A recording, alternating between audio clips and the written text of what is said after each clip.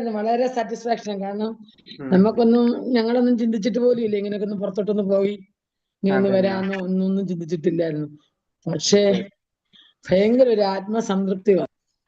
തീർച്ചയായിട്ടും നമ്മൾ പോയി കഴിഞ്ഞാൽ ഇങ്ങനത്തെ സ്ഥലങ്ങളിലൊക്കെ പോകണം. നമ്മള് അത് പോയി അനുഭവിക്കുമ്പോഴേ അറിയുള്ളൂ. അതിന്റെ ചെറിയ ചെറിയ ബുദ്ധിമുട്ടുകൾ ഉണ്ടാവും യാത്രയിൽ, നമുക്ക് അതൊക്കെ തീർച്ചയായിട്ടും ഉണ്ടാവുന്ന കാര്യമാണ്. യാത്രയുടെ ബുദ്ധിമുട്ടല്ല, നമ്മുടെ വീട്ടിലെ ചില സാഹചര്യങ്ങളെ പല കാര്യങ്ങളുണ്ടല്ലോ. ഞങ്ങൾ വിചാരിച്ചു ഒന്നും ചിന്തിക്കുന്നില്ല, അങ്ങ് പോകാം. ഓക്കെ, താങ്ക് യു മന്ദാജി. ഹരേഷ്ണ. അപ്പൊ നമുക്ക് 16ാമത്തെ ചാപ്റ്ററിൽ ക്വസ്റ്റ്യൻ ആൻസർ ചെയ്തിട്ട് പോകണോ, അല്ലെങ്കിൽ 15ന്റെ ക്വസ്റ്റ്യൻ ആൻസർ ചെയ്യാനില്ലേ? ഉണ്ട് പ്രഭു, എങ്ങനെയാലും മതി. ചെയ്യാണ്ട് അപ്പൊ എടുത്തിട്ട് രണ്ടും ഒരുമിച്ച് നോക്കിയാലും മതി പ്രഭു. 16 എടുത്തിട്ട് രണ്ടും നോക്കാം. അതെ, 16 എടുക്കാം. കാരണം എന്താ വെച്ചാൽ 16ഉം അത് തന്നെയാണ്. അതിനോട് അതിനും ഭക്തിയെ കുറിച്ച് അല്പം കൂടി എന്നാ പറയുന്നത്. അപ്പൊ അത് ഹരേ കൃഷ്ണ. 16 എടുക്കാം പ്രഭു. നമുക്ക് നോക്കാം. 16 എടുക്കാം. എടുത്തോട്ടെ, കുറച്ചൊരു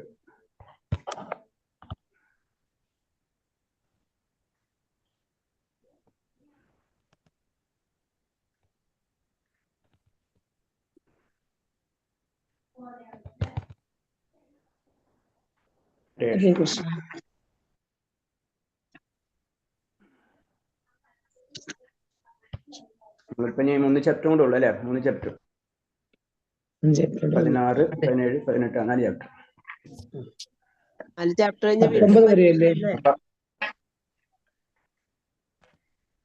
അപ്പൊ നമുക്ക് ലാസ്റ്റ് ഭഗവാൻ പാൽപായസം തരുന്ന പോലെയാണ്. ഇത് കുടിക്കേണ്ടത് നമ്മൾ തീരുമാനിക്കുന്ന പോലെയാണ്. ഭക്തിരസാമൃത സിന്ധു എല്ലാം കഴിഞ്ഞു അല്ലെ? നമ്മൾ സദ്യക്ക് പോണ പോലെ തന്നെ എല്ലാതും കഴിഞ്ഞു. ലാസ്റ്റ് പാൽപായസം തരാണ്. അതാണ് ഭക്തിരസാമൃത സിന്ധു എന്ന് പറയുന്നത്. രേഷ്മ, നമ്മൾ എത്തി. ഇനി നമ്മള് ഇത് കുടിക്കേണ്ടതെന്ന് നമ്മൾ തീരുമാനിക്കാം. അതാണ് ഈ കോഴ്സിന്റെ ഒരു കണ്ടന്റ് എന്ന് പറയുന്നത്. നമ്മൾ ആദ്യം ശ്രദ്ധിച്ചാലറിയാം ഒരു കാര്യങ്ങൾ പറഞ്ഞു വരുന്നത്. ആദ്യം ഭഗവാൻ പറഞ്ഞ കാര്യങ്ങൾ അല്ലെ? അത് കഴിഞ്ഞ് പിന്നെ അടുത്തത് ഉപദേശങ്ങൾ തന്നു. പിന്നെ അടുത്തത് ഭഗവാൻ എന്താണെന്ന് ഭഗവാൻ ഈശവസുപനിഷത്തിൽ കൂടെ നമുക്ക് മനസ്സിലാണ്. ഭഗവാൻ എന്താണെന്ന് അകത്തും പുറത്തും ദൂരം ഒക്കെ പറഞ്ഞു തന്നു. പിന്നെ അത് കഴിഞ്ഞിട്ട് ഉപദേശങ്ങൾ തരാണ് എന്താ ചെയ്യേണ്ടതെന്ന്. പിന്നെ നമ്മില് ആ ഭക്തിയിൽ ആറാടാണ് ചെയ്യുന്നത് ശരിക്കും. ഇതില് ഭക്തിയിൽ ആറാടിക്കഴിഞ്ഞാൽ എന്താ നമുക്ക് അനുഭവിക്കുക, അതാണ് ഭക്തിരസാമൃത സിന്ധുവിൽ കൂടെ പറഞ്ഞു തരുന്നത്. ഹരേഷ. ഓം നമോ ഭഗവതേ വാസുദേവായ. ഓം നമോ ഭഗവതേ വാസുദേവായ. അപ്പൊ ഇതില് വീണ്ടും പറയാണ് സ്വാത്മചോദിതമായ ഭക്തിയെ കുറിച്ച് അല്പം കൂടി പറയാണ്. അപ്പൊ 2 ചാപ്റ്ററിലായിട്ട് ഡിവൈഡ് ചെയ്ത് വെച്ചിരിക്കുകയാണ് സ്വാത്മചോദിതമായ ഭക്തി എന്ന് പറയുന്നത്. അതിൽ ഫസ്റ്റ് പറയണത് ബന്ധുത അല്ലേ? അതായത് നമ്മുടെ ഉള്ളിൽ നിന്ന് സ്വാത്മചോദിതമായ എന്ന് പറയുമ്പോ നമുക്ക് മനസ്സിലായില്ലേ? നമ്മുടെ ലിങ്ക് ഇത് വന്നിട്ടില്ല അല്ലെ? ഷെയർ വന്നില്ല എന്നുണ്ട് അല്ലെ?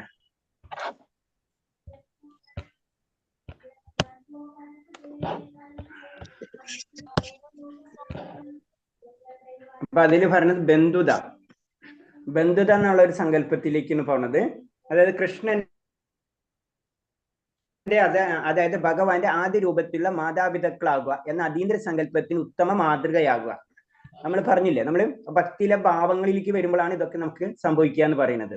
അപ്പൊ നമുക്ക് ഭഗവാന്റെ മാതാപിതാക്കളാവുക എന്ന് പറയുമ്പോഴാണ്, ഇവിടെ എത്തുമ്പോഴാണ് ആ വാത്സല്യ രസത്തില് ഭഗവാനെ ഉണ്ണികൃഷ്ണന്റെ രീതിയിൽ ഭഗവാനെ കാണുന്ന ഒരവസ്ഥ. അതാണ് പറയുന്നത്. അതാണ് ബന്ധുത എന്ന് പറയുന്നത്. അതിൽ വരുന്നതാണ് ഏറ്റവും ഇമ്പോർട്ടന്റ് മാതാപിതാക്കളാവുക എന്ന് പറയുന്നത്. അതിൽ വൃന്ദാവന വാസികളായ നന്ദ മഹാരാജാവിന്റെയും യശോദ മാതാവിന്റെ മനോഭാവത്തെ വ്യക്തമായി കാണാം.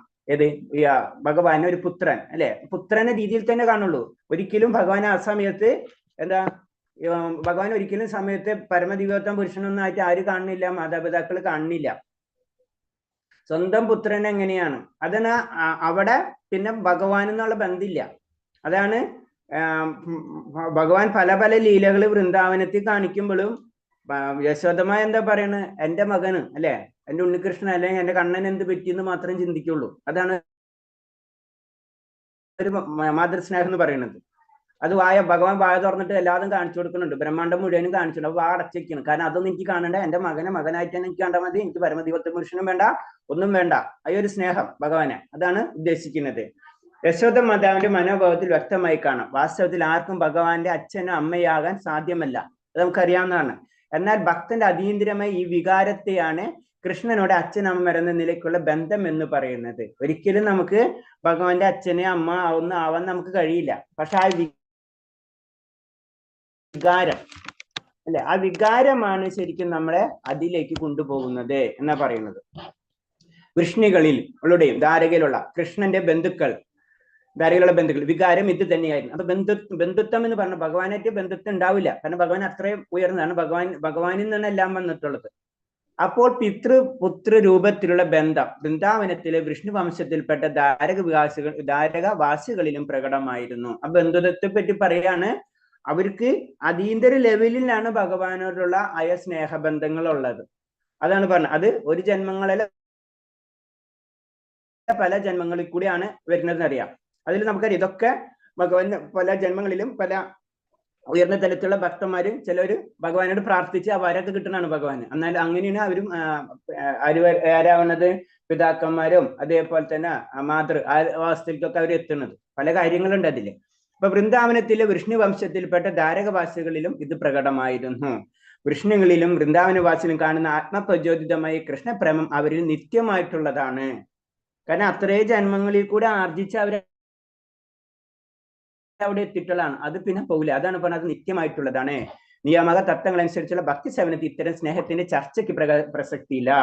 അപ്പൊ നിയാമക തത്വങ്ങൾ എന്തിനാണെന്ന് ചോദിച്ചു കഴിഞ്ഞാൽ അത് നമ്മളെ ഭഗവാനിലേക്ക് അടുപ്പിക്കുന്നതാണ്. ഇവർ ആൾറെഡി അവിടെ എത്തിക്കഴിഞ്ഞ വ്യക്തിയാണ്.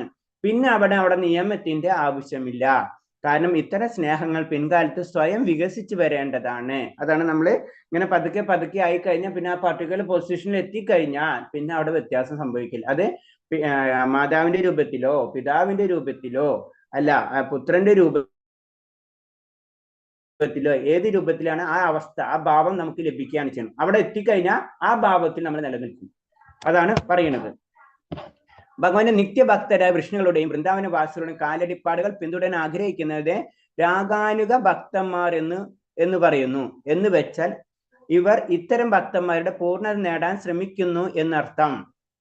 അപ്പൊ എന്താണ് രാഗാനുക ഭക്തന്മാർ എന്ന് പറയുമ്പോൾ നമ്മളെ രീതി പറയാം, ഉയർന്ന ആചാര്യന്മാരെന്ന് പറയാം. അവരെന്താണ് ഭഗവാന്റെ നിത്യഭക്തരായ, അതാണ് അവരെ ഭക്തിയാണ് ശരിക്കും നടക്കുന്നത്. ആ ഭക്തി കൊണ്ടാണ് അവര് ഭഗവാനെ അച്ഛന്റെ രൂപത്തിലോ അമ്മയുടെ രൂപത്തിലോ അല്ലെങ്കിൽ സഹോദരന്റെ ഇതൊക്കെ രൂപത്തിൽ കാണാൻ കഴിയുന്നത്. അപ്പൊ അവരെ കാലടിപ്പാടുകൾ അവരെ പോലെ ആയിത്തീരണം എന്ന് ചിന്തിക്കുന്ന ഭക്തന്മാരെയാണ് രാഗാനുക ഭക്തന്മാർ എന്ന് പറയുന്നത്. എന്ന് വെച്ചാൽ ഇത്തരം ഭക്തന്മാരുടെ പൂർണ്ണത നേടാൻ ശ്രമിക്കുന്നു എന്നർത്ഥം. ആരെ? വൃഷ്ണുകളുടെയും അത് ദ്വാരകവാസികളുടെയും അവർക്ക് പരിപൂർണത എത്തി. അപ്പൊ ആ പരിപൂർണതയിൽ എത്താൻ വേണ്ടി ശ്രമിക്കുന്ന ഭക്തന്മാരെയാണ് രാഗാനുക ഭക്തന്മാർ എന്ന് പറയുന്നത്. രാഗാനുക ഭക്തന്മാർ ഭക്തി സേവന നിയമക തത്വങ്ങൾ കർശനമായി പാലിക്കുന്നില്ല. അപ്പൊ ആ ലെവലിലേക്ക് എത്തുമ്പോഴാണ്, അതായത് ഫസ്റ്റ് ഇതൊക്കെ ചെയ്തിട്ട് വേണം നമ്മൾ രാഗാനുക ഭക്തന്മാരുടെ ലെവലിലേക്ക് എത്താൻ. അങ്ങനെ രാഗാനുക ഭക്തന്മാരുടെ ലെവലിലേക്ക് എത്തിക്കഴിഞ്ഞാൽ പിന്നെ നിയമങ്ങൾ നമുക്ക് പാലിക്കേണ്ടതായില്ല. അതാണ് പറഞ്ഞത്. നമ്മൾ ഒരു സ്റ്റേജ് കഴിഞ്ഞു, അതായത് 12th എക്സാം പാസ് അയാൾക്ക് 10th എക്സാം പാസ്സാവേണ്ട ആവശ്യമില്ല, ആ പൊസിഷൻ. അപ്പൊ അതാണ് പറഞ്ഞത്, രാഗാനുക ഭക്തന്മാരുടെ സേവനത്തിൽ നിയമക തത്വങ്ങൾ കർശനമായി പാലിക്കുന്നില്ല. പരോക്ഷം ഇല്ലാതെ തന്നെ ഇവർ നാരദൻ യശോദത്തോടെയും ഭക്തജനങ്ങളോട് ആകൃഷ്ടരായ അനൈച്ഛികമായ അവരുടെ കാലടിപ്പാടുകൾ പിന്തുടരുകയാണ്.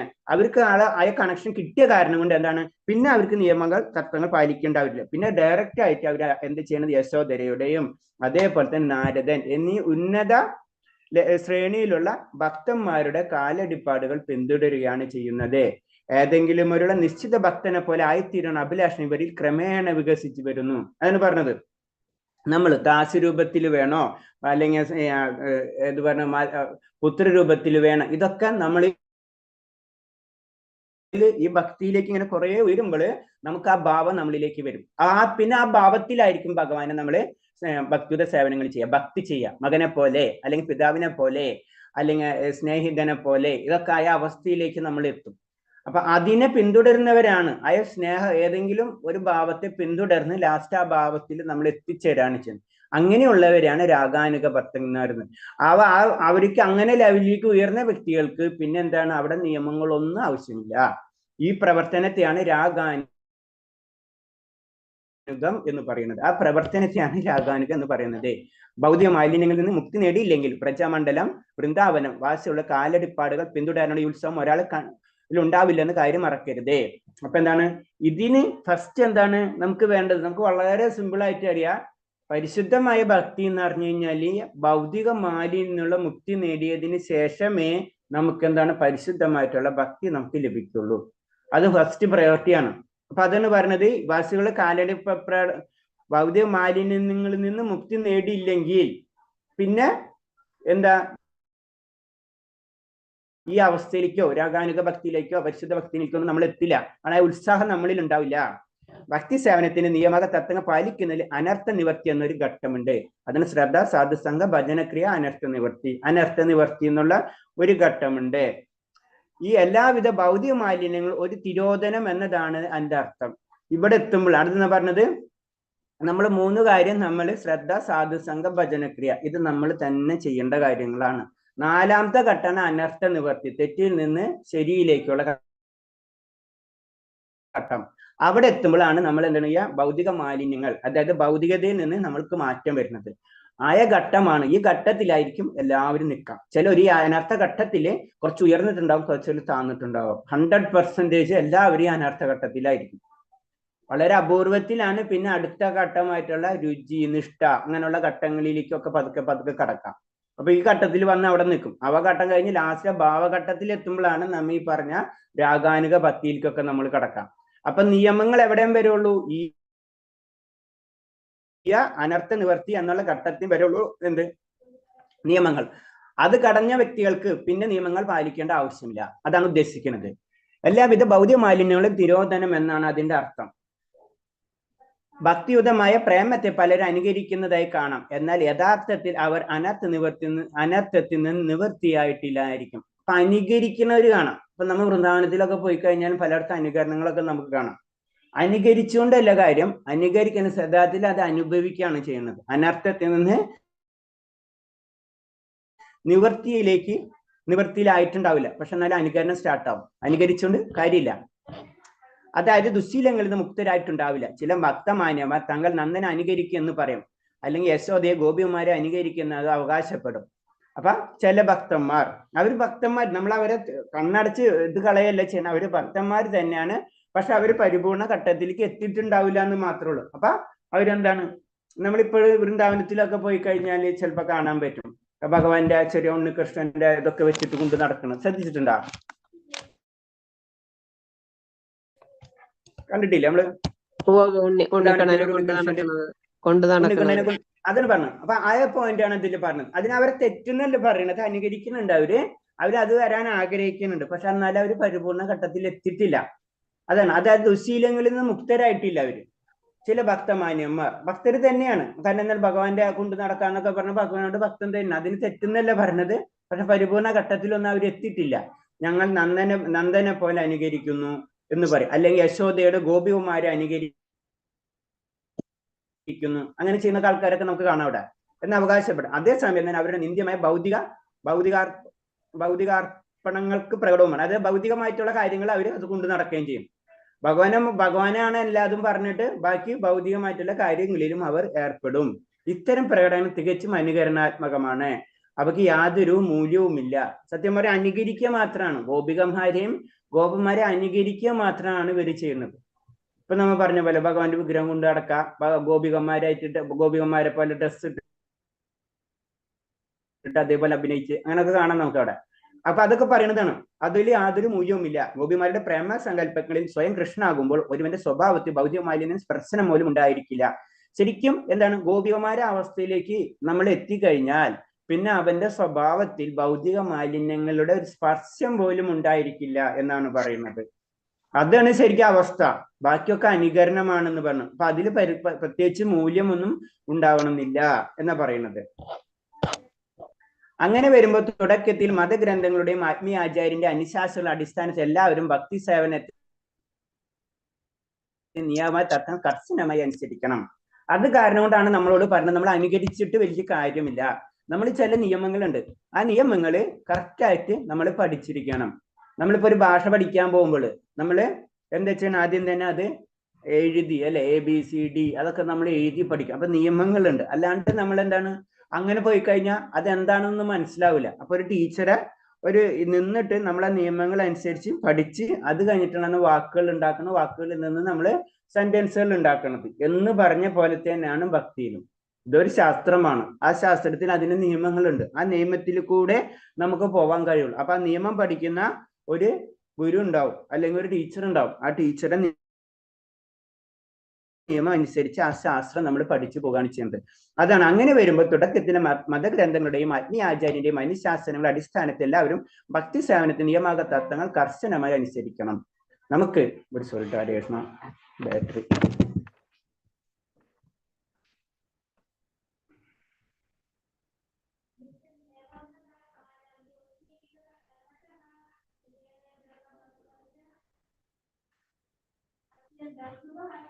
ചുരുക്കി പറഞ്ഞ സ്വഭാവത്തില് മാറ്റം വരണം, അതാണ് അല്ലേ ഉദ്ദേശിക്കുന്നത് മാതാജി? സ്വഭാവത്തിലും നമ്മുടെ പ്രവൃത്തിയിലും.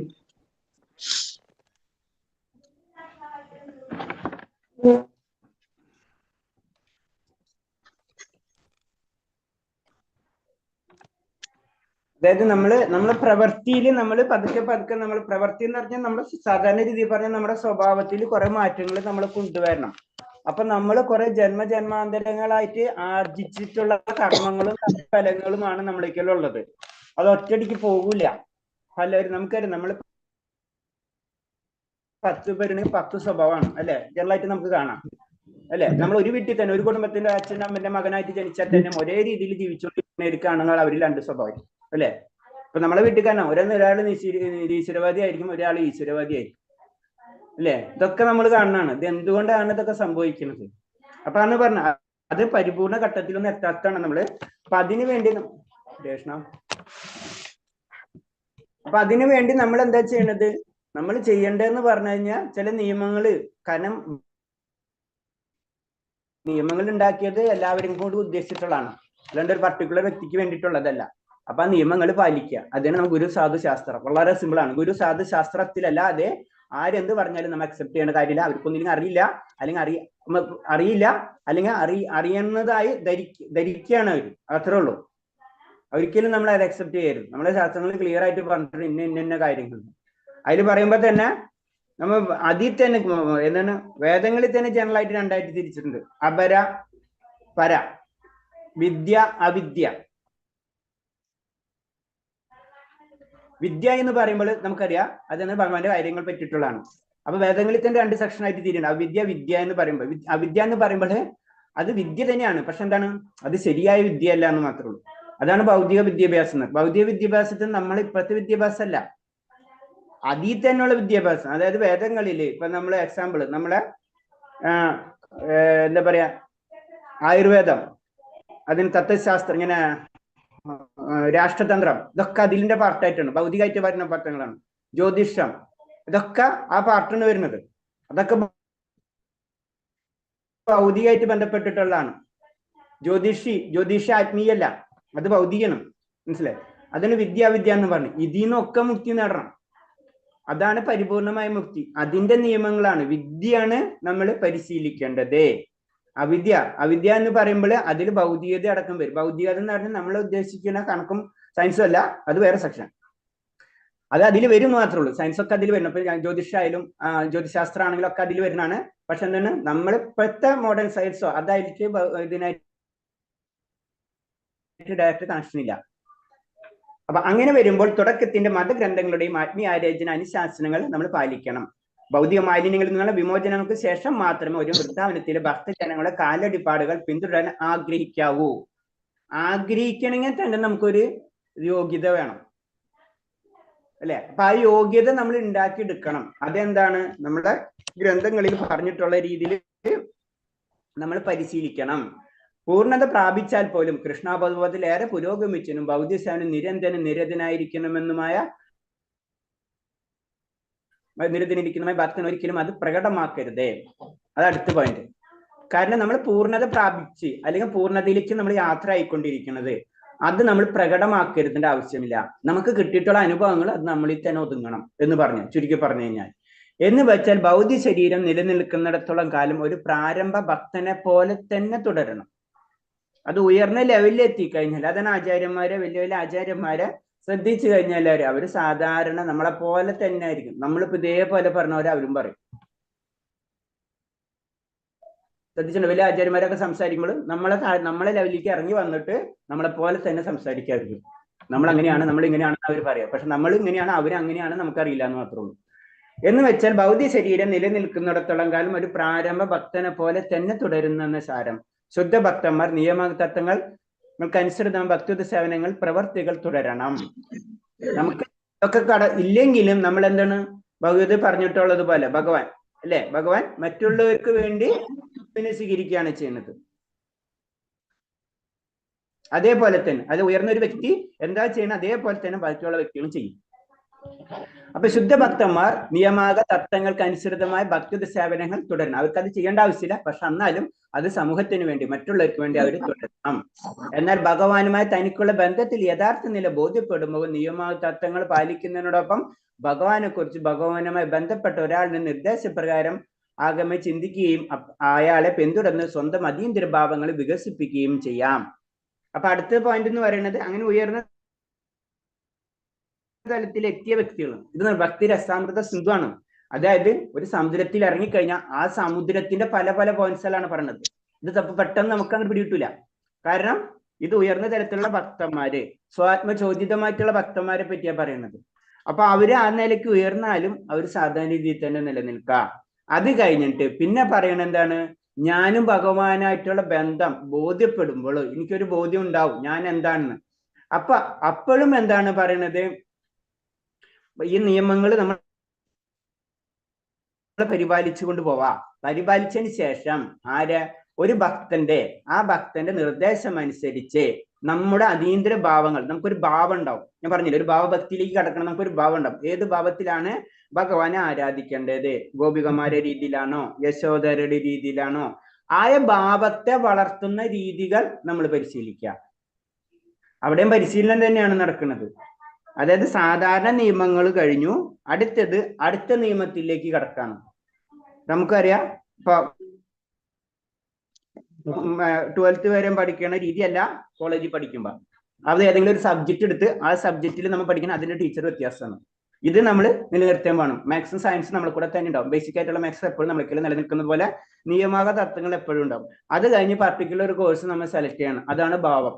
ആ ഭാവത്തിലേക്ക് കടക്കുമ്പോൾ അതിന് ടീച്ചർ വേണം. അപ്പൊ ആ ടീച്ചറാണ് പറയണത്, ഒരാളുടെ നിർദ്ദേശപ്രകാരം, ഭഗവാനുമായി ബന്ധപ്പെട്ട ഒരാളുടെ നിർദ്ദേശപ്രകാരം ആഗമ ചിന്തിക്കുകയും അയാളെ പിന്തുടർന്ന് സ്വന്തം അതീന്ദ്ര ഭാവങ്ങളെ, നമ്മളെ ഏത് ഭാവം വെച്ചാൽ ആ ഭാവങ്ങളെ വികസിപ്പിക്കുകയും ചെയ്യാം എന്നാ പറയുന്നത്. അപ്പൊ അതിൽ തന്നെ നിയമങ്ങളിൽ തന്നെ 2 സ്റ്റെപ്പിലേക്ക് കടക്കാണ്.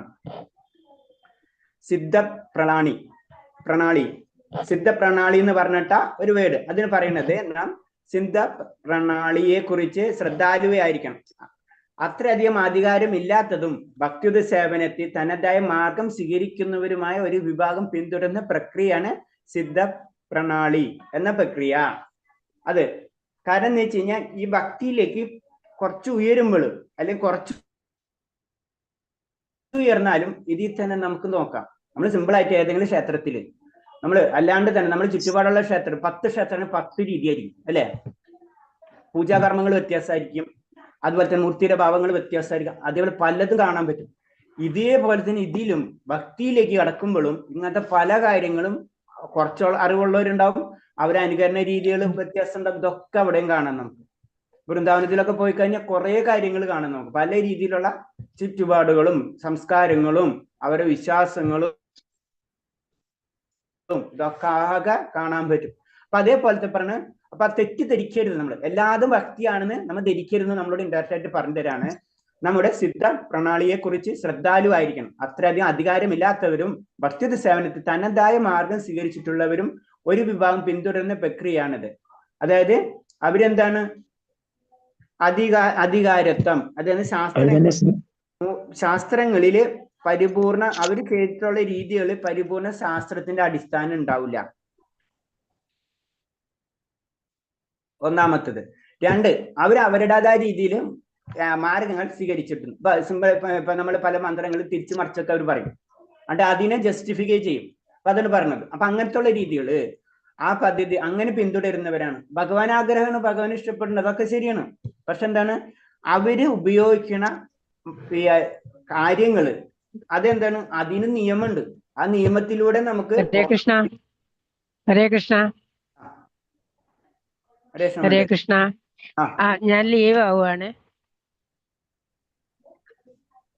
ഹരേ കൃഷ്ണ. ശരി ശരി, മദർ ലീവ് ചെയ്യണം അല്ലേ? ഹരേ കൃഷ്ണ. ആ ഞാൻ യാത്രയില ഇറങ്ങാനായി.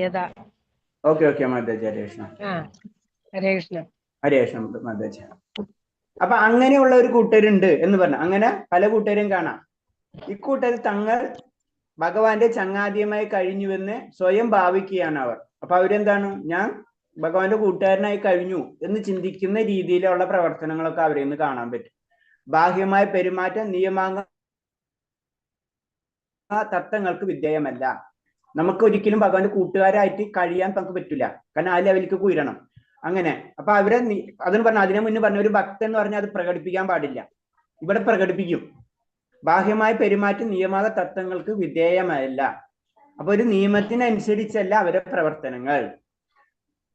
സിദ്ധ പ്രണാളിയെ എന്ന് വിളിക്കപ്പെടുന്ന ഈ പ്രക്രിയ തുടരുന്ന പ്രാകൃതിക സഹജിയ എന്നീ പേരിൽ അറിയപ്പെടുന്ന ഒരു തരം കപട വൈഷ്ണവരാണ്. ഇവരാണ് കപട വൈഷ്ണവർ എന്ന് പറയുന്നത്. കുറെയൊക്കെ അവർക്ക് അറിയാം, കുറെ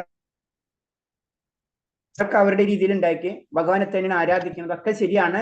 പക്ഷെ എന്താണ് അങ്ങനെ ചെയ്യുന്നവരെ പരിപൂർണ അവസ്ഥയില് നിയമങ്ങൾ പാലിക്കാതെയും ഭഗവാനെ അനുകരിക്കുന്നവരെയും വെറുതെ അനുകരണമുള്ളവരെ പറയുന്ന പേരാണ് പ്രാകൃത സഹജിയ.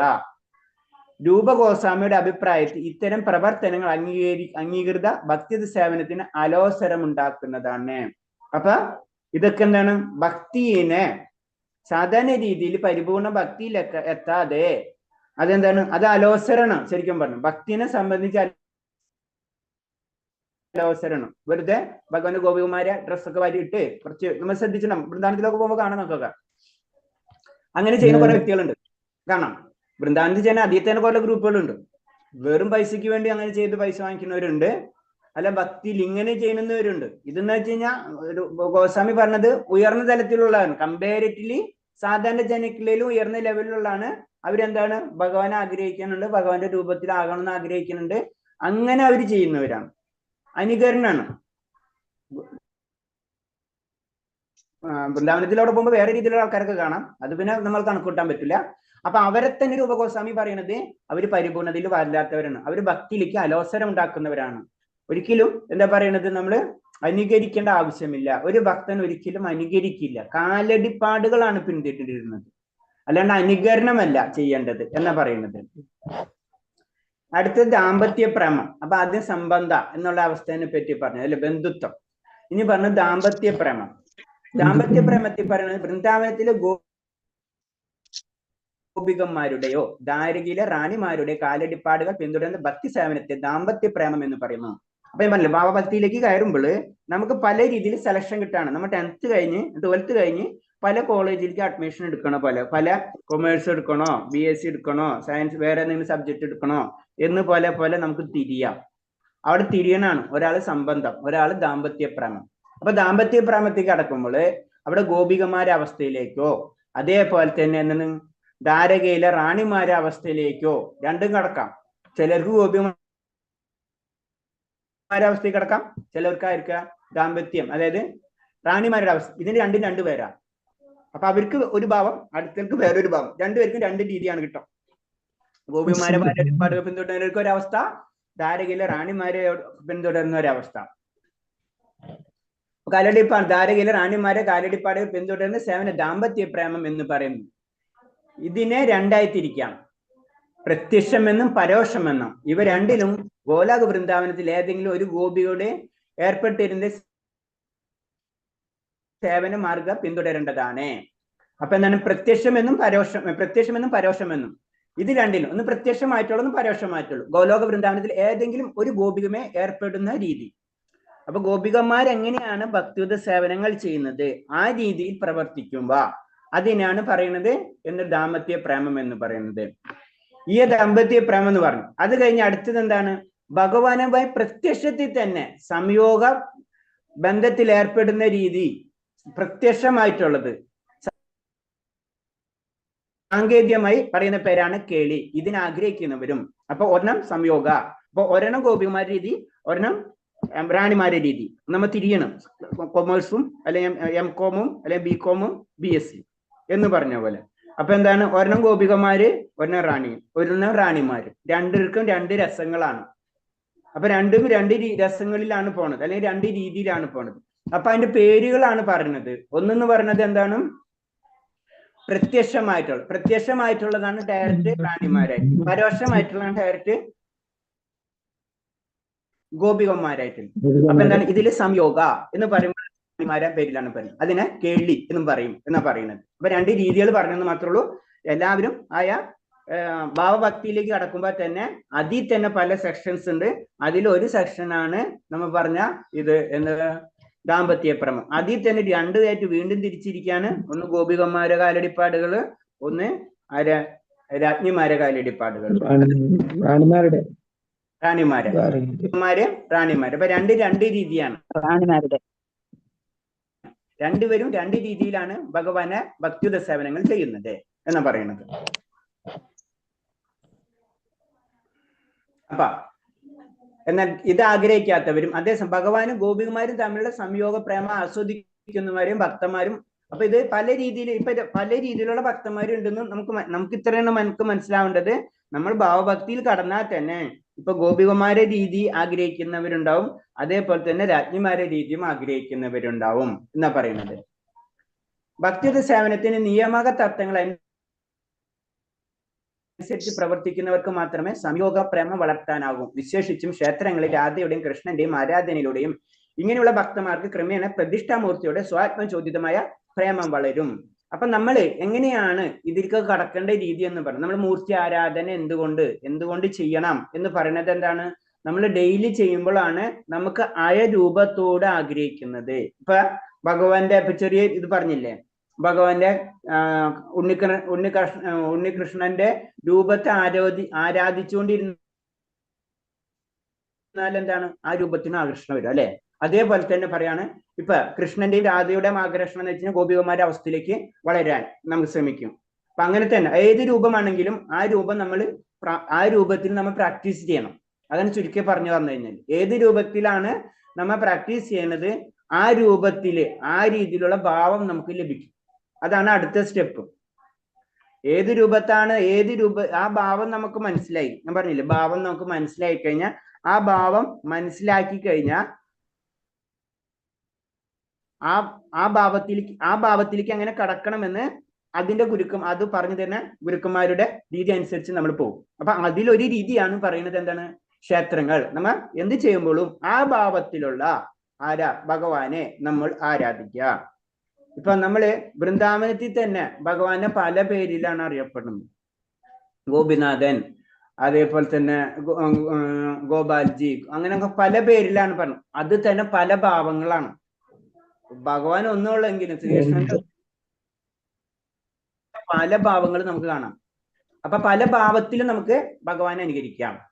അപ്പൊ അതാണ് പറഞ്ഞത്, ക്ഷേത്രങ്ങൾ ഏത് ഭാവത്തിൽ നിന്ന് ആ ഭാവത്തിൽ ക്രമേണ കൃഷ്ണന്റെയും അത് പറഞ്ഞതിന് രാധയുടെയും കൃഷ്ണന്റെ ആരാധനയിലൂടെ ഇങ്ങനെയുള്ള ഭക്തന്മാർക്ക് ക്രമേണ പ്രതിഷ്ഠാമൂർത്തിയുടെ സ്വാത്മചോദിതമായ പ്രേമം വളരും. ഭഗവാനും ഗോപികുമാരുടെ പ്രേമത്തെ കേട്ടറിഞ്ഞ് ഈ ലീലാവിലാസങ്ങളിൽ ആകർഷരായിത്തീരും. അപ്പൊ നമ്മൾ എന്താണ്, ഗോപികുമാരെയും ഗോപികുമാരെ പറ്റിയിട്ടുള്ള കാര്യങ്ങൾ കൂടുതൽ വായിക്കുകയും അതിനോട് കാര്യങ്ങൾ നമ്മൾ ചെയ്യുമ്പോൾ അതിനോട് ആകർഷണം വരും. നമ്മൾ രുക്മിണിയുടെയും സത്യമാതാവിന്റെയും അവരൊക്കെ പറ്റിയാണ് പഠിക്കുന്നത് വെച്ച് കഴിഞ്ഞാൽ അതിനെപ്പറ്റി വായിക്കുകയും അതിനെപ്പറ്റി നമ്മൾ പൂജകൾ ചെയ്യുകയും രുക്മിണിയുടെ കഥ, അവരെ ബാല്യകാര്യങ്ങൾ, ഇതൊക്കെ നമ്മൾ വായിച്ച് അതിനനുസരിച്ചുള്ള കാര്യങ്ങൾ ആ അവസ്ഥയിലെത്തും. നമ്മള് എന്താ പറയുക, യശോദമാരെ അവരെ കാര്യങ്ങൾ പറയും, അവരെ രീതിയിൽ ചിന്തിക്കൊക്കെ വരുമ്പോൾ ആയ ഭാവത്തിലേക്ക് കടക്കും. അത് അടുത്ത സ്റ്റെപ്പ്, അതാണ് പറഞ്ഞു വരുന്നത്. അപ്പോ ഈ ലീലാവാത്സംഗ ആകർഷണമായി തീരും. തുടർന്ന് പരോക്ഷമല്ലാതെ ആകർഷണം വളരെയധികം വികസിച്ച് മുകളിൽ പറഞ്ഞ പ്രത്യക്ഷമോ പരോക്ഷമായ സംയോഗ പ്രേമത്തിൽ എത്തിച്ചേരാൻ കഴിയും. അപ്പൊ ഏത് തന്നെയാണെങ്കിലും നമ്മൾ ഏത് ഭാവമാണ് ആഗ്രഹിച്ചത് ആ ഭാവത്തിലുള്ള ആരാധന രീതി നമ്മൾ തിരഞ്ഞെടുക്കാം. അങ്ങനെ ചെയ്ത് ആ രീതി തെരഞ്ഞെടുത്ത് ആ രീതിയിൽ കൂടെ മുന്നോട്ട് പോകുമ്പോൾ തീർച്ചയായിട്ടും നമ്മൾ ആ ഭക്തി നമുക്ക് ലഭിക്കും. നമ്മൾ സ്പെഷ്യലൈസ് ചെയ്യണം. ചുരുക്കി പറഞ്ഞു കഴിഞ്ഞാൽ നമ്മൾ 10th നമ്മൾ 10ാം ക്ലാസ് വരെ നമ്മളൊരു സ്പെഷ്യലൈസേഷനും ഇല്ല. അത് നിയമങ്ങളാണ്, അത് വലിച്ചു പോകണം അല്ലെ. 12th പാസ്സായി കഴിഞ്ഞാലേ നമുക്ക് ഏതെങ്കിലും കോളേജിലൊക്കെ അഡ്മിഷൻ കിട്ടുള്ളൂ എന്നത് പറഞ്ഞ പോലെ. പക്ഷെ 12th പാസ്സായി കഴിഞ്ഞാൽ നിയമതത്വങ്ങൾ ശരിക്കും പരിപൂർണിച്ചു കഴിഞ്ഞാൽ പിന്നെ അടുത്ത ഘട്ടത്തിലേക്ക് എത്തി. അതാണ് പല രീതിയിലുള്ള ഭാവങ്ങളിലേക്ക് കടക്കാൻ പറ്റും. പിന്നെ അതിൽ സ്പെഷ്യലൈസേഷൻ ഉണ്ട്. നമ്മൾ ചില ഡോക്ടേഴ്സിനെ കണ്ടിട്ടില്ലേ, പല ഡിഗ്രികൾ ഇന്നില് സാധാരണ MBBS ഡോക്ടർ, പിന്നെ ജസ്റ്റ് മെഡിസിൻ കിട്ടി, പിന്നെ സ്പെഷ്യലൈസേഷൻ തുടങ്ങുന്ന പോലെ തന്നെ പിന്നെ സ്പെഷ്യലൈസേഷൻ ആണ്. അപ്പൊ അതിന്റെ രീതിയിലുള്ള ആചാരങ്ങൾ അതാണ് നമ്മൾ എന്താ ചെയ്യുന്നത്, നമ്മൾ പല ഭഗവാന്റെ തന്നെ ഒരു രൂപത്തെയാണ് നമ്മൾ പൂജ ചെയ്യാം. ഭഗവാന് പല രൂപം ഉണ്ടെങ്കിലും ഏത് രൂപമാണ് ആ രൂപത്തിൽ നമ്മൾ ഫൈനൽ ചെയ്യും. അങ്ങനെയും ചെയ്യാം. അല്ല പല രൂപത്തിൽ നമ്മൾ ചെയ്യുമ്പോൾ നമുക്ക് എന്താണ് പല ഭാവങ്ങളായിട്ട് മാറും. അതാണ് നമ്മളെ വീട്ടിലായാലും കുറെ പൂജ എല്ലാവരും ഇഷ്ടമാണ്, സമ്മതിച്ചു. നമ്മളെ വീട്ടിൽ പൂജാ റൂം ഉണ്ട്, ഓക്കെ. പക്ഷെ എന്താണ് നമ്മൾ ഏതെങ്കിലും ഒരു ഭാവത്തിലായിരിക്കും ഭഗവാനെ പൂജിക്കേണ്ടത്. അപ്പൊ അത് നമ്മളെ മനസ്സിൽ ഫിറ്റ് ആവും. പല ഭാവങ്ങളിലും പല രൂപങ്ങളിൽ ആരാധിച്ചു കഴിഞ്ഞാൽ അത് നമുക്ക് ഡിസ്റ്റർബ് ആവും. അതാണ് ഒരു രൂപത്തിൽ ഒരു ഭാവത്തിൽ നമ്മൾ ആരാധിക്കാൻ പറയുന്നത്. അതാണ് ഇതിന്റെ ചുരുക്കം.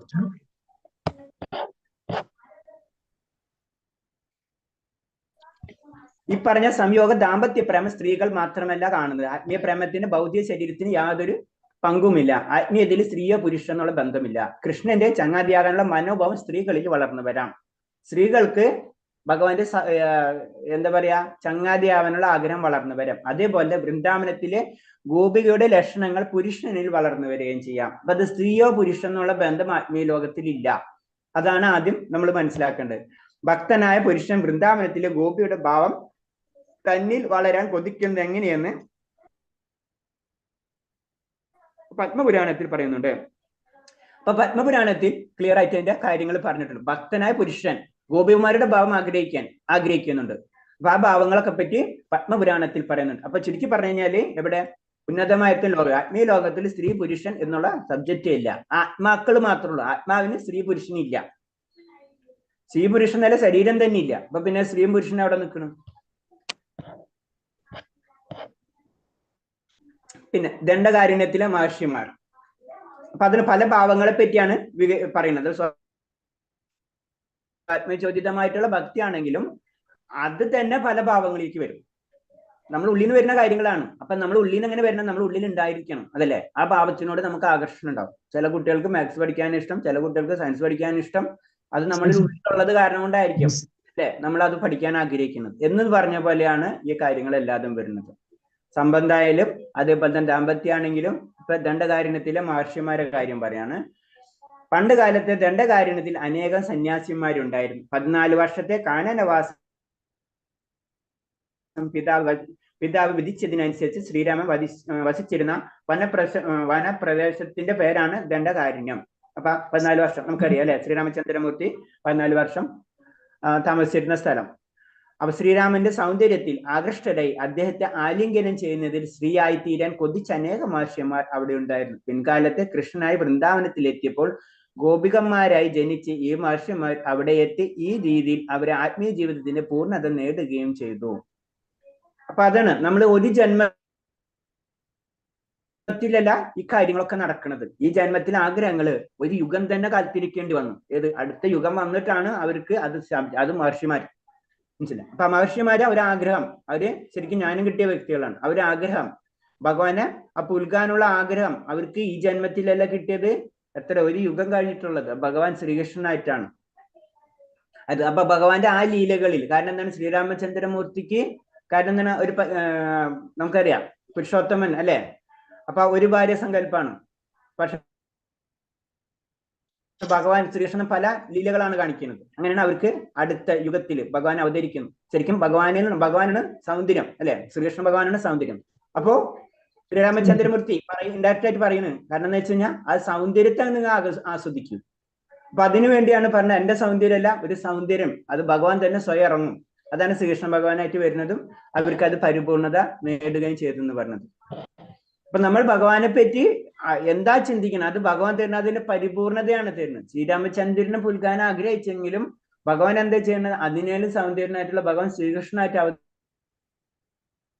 അവതരിക്കുന്ന സമയത്ത് ഭഗവാനായിട്ട് ലീലകൾ നടത്താനുള്ള അവസരമായിരിക്കും മഹർഷിമാർക്ക് കൊടുക്കാം. നമ്മൾ ചോദിക്കുന്നത് അതാണ്. ചില കാര്യങ്ങൾ നമ്മൾ വിചാരിക്കും ഭഗവാന് വേണ്ടി ഞാൻ ഇതൊക്കെ ചെയ്തില്ല, എന്നിട്ട് ഭഗവാൻ ഇത്രയെങ്കിലും എനിക്ക്, ഭഗവാൻ അതിനേലും വലുതാണ് നമുക്ക് തരാനിരിക്കുന്നത്. നമ്മൾ അതിനേലും വലുതാണ് ഭഗവാൻ നമുക്ക് തരാനിരിക്കുന്നത്. അതാണ് നമുക്ക് മനസ്സിലാവാത്തത്. ദണ്ഡകാരണ്യത്തിലെ മഹർഷിമാരുടെ കഥ ഇങ്ങനെ വ്യാഖ്യാനിക്കാം. ശ്രീരാമൻ ദണ്ഡകാരണ്യത്തിൽ വസിക്കുന്ന കാലത്തെ അദ്ദേഹത്തിന്റെ എന്താ മാതാജി? പക്ഷെ മാതാജി എന്തെങ്കിലും പറഞ്ഞോ?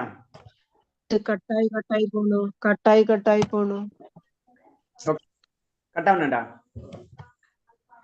ഓക്കെ ഓക്കെ ഓക്കെ, കുഴപ്പമില്ലല്ലോ പ്രഭുജി.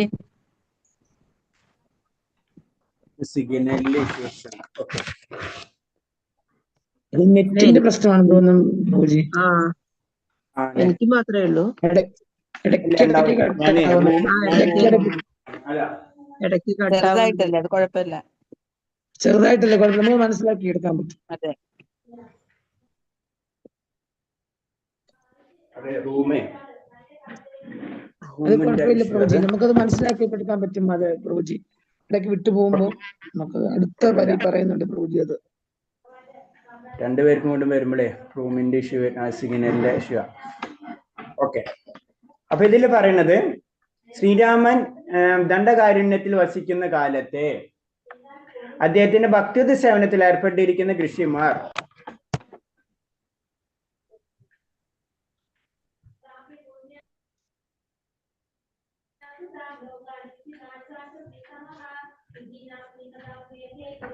ജന്മം ഗോപികുമാരെ അവര് ജനിച്ചവർക്ക് അവരുടെ കൊടുക്കുമല്ലേ ആഗ്രഹം തന്നു. അപ്പൊ എന്താണ് ഭഗവാൻ അതിനേലും കൂടി അനുഗ്രഹം കൂടിയാണ് കൊടുക്കുന്നത്. സൗന്ദര്യത്തിന്റെ മൂർത്തിഭാവമായിട്ടുള്ള ഭഗവാനെ ശ്രീകൃഷ്ണനെ തന്നെ പുൽകാനുള്ള അവസരം ആർക്ക് കൊടുത്തു? മഹർഷിമാർക്ക് കൊടുക്കുകയാണ് ചെയ്യുന്നത്. അതാണ് ഭഗവാൻ നമ്മൾ ചോദിക്കുന്നതല്ല ഭഗവാൻ തരാം, അതിനേലും കൂടുതൽ നമുക്ക് ഭഗവാൻ തരുമെന്ന് പറഞ്ഞതിന്റെ കാര്യം അതാണ്. ശ്രീരാമൻ ഒരു മാതൃ രാജാവ് എന്ന നിലയ്ക്ക് ഒന്നിൽ കൂടുതൽ ഭാര്യമാരെ സ്വീകരിക്കാനാവില്ലെന്നും എല്ലാവിധത്തിനും ഭഗവാനായ ശ്രീകൃഷ്ണന് മാത്രമേ വൃന്ദാവനത്തിൽ തങ്ങളുടെ ആഗ്രഹം സാധിച്ചു തരാനാകുമെന്ന് അവർക്ക് അറിയാമായിരുന്നു. അപ്പൊ ഭഗവാൻ ശ്രീകൃഷ്ണനിൽ നിന്നാണ് അവർക്ക് ആ ഗുണങ്ങളെല്ലാം കിട്ടുന്നത്. ശ്രീകൃഷ്ണ രൂപം ശ്രീരാമന്റേതിനേക്കാൾ ആകർഷമാണെന്ന് അവർ മനസ്സിലാക്കി. അതുകൊണ്ട് പിന്നത്തെ ജന്മങ്ങളിൽ ശ്രീകൃഷ്ണനുമായി ബന്ധപ്പെടുന്നതിന് ഗോപികമാരായ തീരൻ അനുഗ്രഹിക്കണമെന്ന് അവർ പ്രാർത്ഥിക്കുകയും ചെയ്തു. ശ്രീരാമചന്ദ്രൻ മൗനം പാലിച്ചു. ഈ മൗനത്തിന്റെ അർത്ഥം മഹർഷിമാരുടെ അപേക്ഷ അദ്ദേഹം കൈക്കൊണ്ടു എന്നായിരുന്നു. അപ്പൊ അവർക്ക് അതിനുള്ള അനുഗ്രഹം ലഭിക്കുകയാണ് ചെയ്യുന്നത്. അങ്ങനെ അവരുടെ പിൻകാല ജന്മത്തിൽ ശ്രീകൃഷ്ണനുമായി സമ്പർക്കം പുലർത്താൻ ശ്രീരാമന്റെ അനുഗ്രഹം ലഭിച്ചു. ഈ അനുഗ്രഹത്തിന്റെ ഫലമായി അവരൊക്കെ ഗോകുലത്തിലെ ഗോപികന്മാരുടെ ഗർഭത്തിൽ ജന്മമെടുത്തു. അപ്പൊ ഗോപികന്മാര് വരുന്നത് അതിന് പറഞ്ഞു, നമ്മൾ ഗോപികന്മാരും ഗോപന്മാരും അവർ ഒരു ജന്മം കൊണ്ടല്ല ഭഗവാന്റെ അടുത്ത് എത്തണമെന്ന് പറയേണ്ട കാര്യത്താണ്. പല ജന്മങ്ങളില് അത്രയും പ്രാർത്ഥനകളുടെയും അത്രയും നിയമങ്ങളും പരിപാലിച്ചത് കൊണ്ടാണ് അവർക്ക് അങ്ങനത്തെ ജന്മങ്ങൾ തന്നെ ലഭിക്കുന്നത്. അങ്ങനെ ആ കാലഘട്ടത്തിൽ ഗോലോക വൃന്ദാവനത്തിൽ സന്നിധിനായിരുന്ന കൃഷ്ണനുമായുള്ള ചങ്ങാതത്തിൽ അവർ ആഗ്രഹിച്ച പ്രകാരം അവസരം ഉണ്ടായി. അപ്പൊ അങ്ങനെ അവർക്ക് എന്താണ് അവിടെ ജനിക്കുകയും അവർക്ക് ഭഗവാനെ സേവനങ്ങൾ ചെയ്യാനുള്ള ഇത് ലഭിക്കുകയും ചെയ്തെന്നാണ് പറയുന്നത്. കൃഷ്ണനുമായി സംയോഗത്തിൽ ഏർപ്പെടാൻ പാകത്തിൽ അതീത വികാരം സൃഷ്ടിച്ച് മനുഷ്യരൂപത്തിലുള്ള ജന്മം പൂർത്തീകരിക്കാൻ അവർക്ക് അങ്ങനെ സാധിക്കുകയും ചെയ്തു. ദാമ്പത്യ സംയോഗ ബന്ധത്തിന് രണ്ട് ഉൾപ്പിരിവുകളുണ്ട്. ഭാര്യ ഭർത്താക്കന്മാരുടെ രൂപത്തിലും കാമുകന്മാരുടെ രീതിയിലുള്ള രൂപത്തിലും. ഭാര്യയുടെ രൂപത്തിലുള്ള കൃഷ്ണനുള്ള സംയോഗ ബന്ധം വളർത്തുന്ന ദ്വാരകയിൽ എത്തിപ്പെടും. അപ്പൊ അതിനെ വീണ്ടും തിരിക്കുകയാണ്. കാരണം എന്താണ്? നമ്മുടെ ആഗ്രഹം എങ്ങനെയാണ്? ഗോപികന്മാരുടെ ആഗ്രഹം എന്ന് വെച്ച് കഴിഞ്ഞാല് വൃന്ദാവനത്തിലും, രാജ്ഞിമാരുടെ ആഗ്രഹം രീതിയിലാണ് ആഗ്രഹിക്കുന്നത് വെച്ചാൽ ആ വ്യക്തി ദ്വാരകയിലും എത്തിപ്പെടും. അവിടെ ഭക്തന്മാർ കൃഷ്ണന്റെ റാണി, എവിടെ ദ്വാരകയിൽ എത്തുമ്പോ കൃഷ്ണന്റെ റാണിമാരായി തീരും. കാമുകന്റെ രൂപത്തിൽ സംയോഗ ബന്ധം വളർത്തുന്നവ ഗോപികന്മാര് ബന്ധപ്പെട്ട് കൃഷ്ണനുമായുള്ള സ്നേഹബന്ധം ആസ്വദിക്കും ഗോലോക വൃന്ദാവനത്തിലെത്തും. അപ്പൊ നമ്മൾ ഏത് ഭാവമാണ് വളർത്തിയെടുക്കുന്നത് ആ ഭാവത്തിലേക്ക് നമ്മൾ കടക്കും. നമ്മൾ ദ്വാരകയിലാണെങ്കിൽ ദ്വാരകയിലെത്തും, അല്ല നമ്മള് വൃന്ദാവനത്തിലെത്തും. രണ്ട് സൈഡിലും നമുക്ക് എത്തും.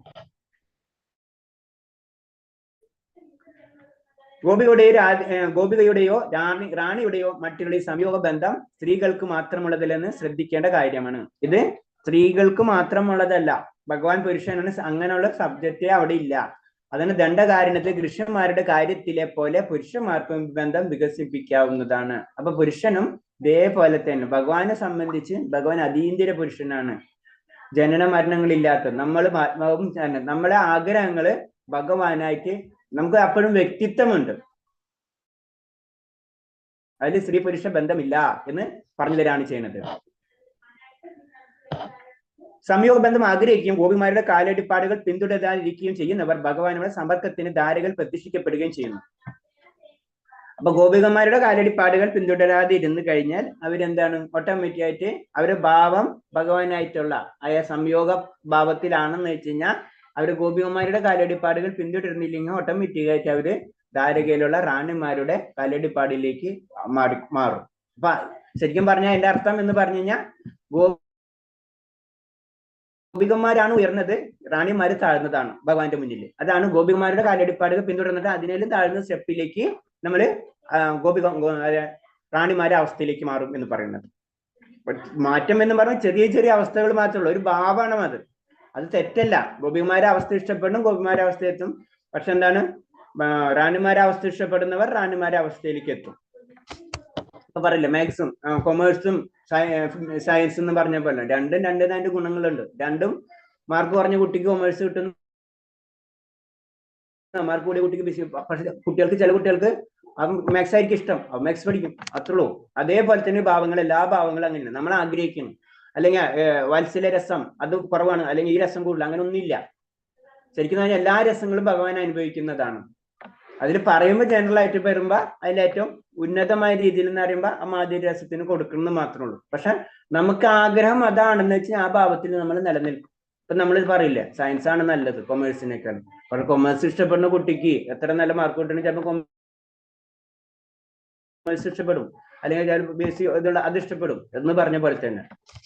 പിതൃഭാവം അല്ലെങ്കിൽ സുഹൃത്ത് ഭാവം. പിതൃഭാവത്തിലോ സുഹൃത്ത് ഭാവത്തിലോ കൃഷ്ണനിലേക്ക് ആകർഷിക്കപ്പെടുന്ന ഭക്തന്മാർ നന്ദ മഹാരാജാവിന്റെ സുബലന്റെയോ കാലടിപ്പാടുകൾ പിന്തുടരണം. അപ്പൊ നമ്മളെ ഭാവഭക്തിയിലേക്ക് കടന്നു. അപ്പൊ ഭാവഭക്തിയിലേക്ക് കടക്കുമ്പോൾ നമുക്ക് പല കാര്യങ്ങള് പിന്നെ അടുത്ത ലെവലിൽ നമ്മൾ ആഗ്രഹിക്കണം. അപ്പൊ അതിൽ ആഗ്രഹിക്കുമ്പോഴാണ് നമ്മൾ ഈ സംബന്ധം, അതുപോലെ തന്നെ സംയോഗം, അതേപോലെ തന്നെ പിതൃഭാവം, ഇതൊക്കെ നമുക്ക് സെലക്ട് ചെയ്യാൻ പറ്റും. ഇപ്പൊ ഞാൻ പറഞ്ഞില്ലേ, 12th കഴിഞ്ഞിട്ട് പിന്നെ സെലക്ഷൻ കിട്ടുന്ന പോലെ. അപ്പോ അവിടെ എന്താണ് പിതൃഭാവം. പിതൃഭാവത്തിലാണെന്ന് വെച്ച് കഴിഞ്ഞാല് നമ്മൾ നന്ദ മഹാരാജാവിന്റെ കാലടിപ്പാടുകൾ പിന്തുടരുക. നമ്മൾ ഒരു സുഹൃത്ത് ഭാവമാണ്, സുബലൻ എന്ന് പറഞ്ഞാൽ ഭഗവാൻ ശ്രീകൃഷ്ണന്റെ സുഹൃത്തായിരുന്നു, അതിന് സുബലൻ എന്ന് പറഞ്ഞു. അപ്പൊ സുബലന്റെ കാലടിപ്പാടുകൾ പിന്തുടരുക. നന്ദൻ ശ്രീകൃഷ്ണന്റെ വളർത്തച്ഛനാണ്. ബ്രജഭൂമി കൃഷ്ണന്റെ ഏറ്റവും ഉത്തമ സുഹൃത്താണ് സുബലൻ. അപ്പൊ സുബലന് വരുമ്പോ സുഹൃത്ത് ഭാവം കിട്ടും. ഏതാ പിതൃഭാവം വേണമെന്ന് വെച്ച് കഴിഞ്ഞാൽ നന്ദ മഹാരാജാവിന്റെ കാലടിപ്പാടുകൾ പിന്തുടരും. ഇതൊക്കെ ഭാവഭക്തിയിലൊക്കെ അവസ്ഥ എത്തുമ്പോഴാണ്. അതാണ് ഞാൻ ഭക്തിരസാമൃത സിന്ധു എന്ന് പറഞ്ഞു, ഞാൻ ആദ്യമേ തന്നെ പറഞ്ഞു.